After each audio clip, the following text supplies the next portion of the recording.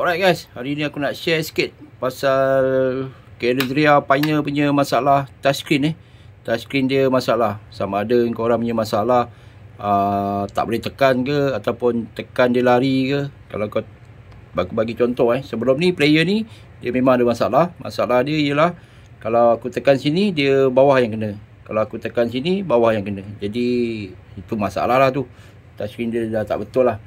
So cara untuk setting dia guys, senang je guys. Yang ni aku buat untuk Carezria AVIC HRZ 099. Dan aku rasa seangkatan dengannya mungkin sama lah Carezria dia ada banyak So korang kena ada DVD lah.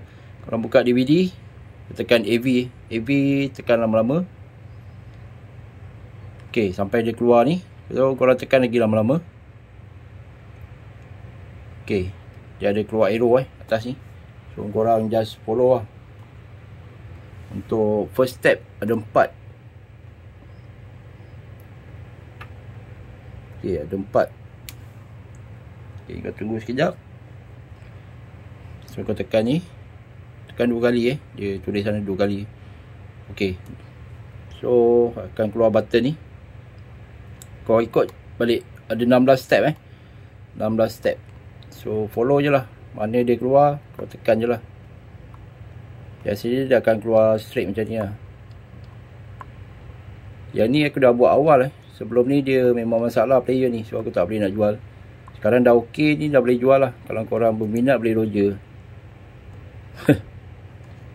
Sambil je lah minum air guys. Ok, so last button.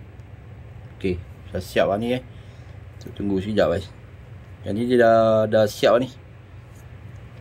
Yang ni kau tekan lama-lama tekan lama-lama sampai dia keluar balik kat sini lah. So dia dah boleh lah, dia dah setting lah. Ok, kalau aku tekan sini dia terus je ikut. Sebelum ni aku tekan sini bawah yang kena, so susah lah. Player ni pun lama aku ni tak tengok. Hari ni ada masa sikit, kita godeh-godeh. So semua dah ok lah. Okay. Sebelum ni kalau aku tekan sini dia pergi bawah pula. Oh pening oh. Sekarang dah ok, alhamdulillah. Ok, itu je lah aku nak share untuk hari ni. Kalau korang ada masalah dengan touchscreen player yang original Japannya ni kalau Android jangan test macam ni lah. Android tak boleh jadi guys. Ok.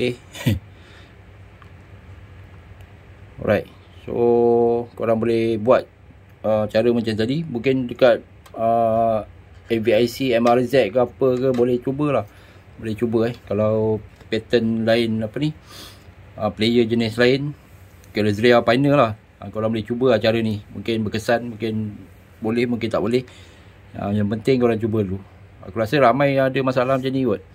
So itu je lah aku nak share hari ni. Mana yang berminat ni boleh roger guys. Carezria Pioneer AVIC HRZ 099.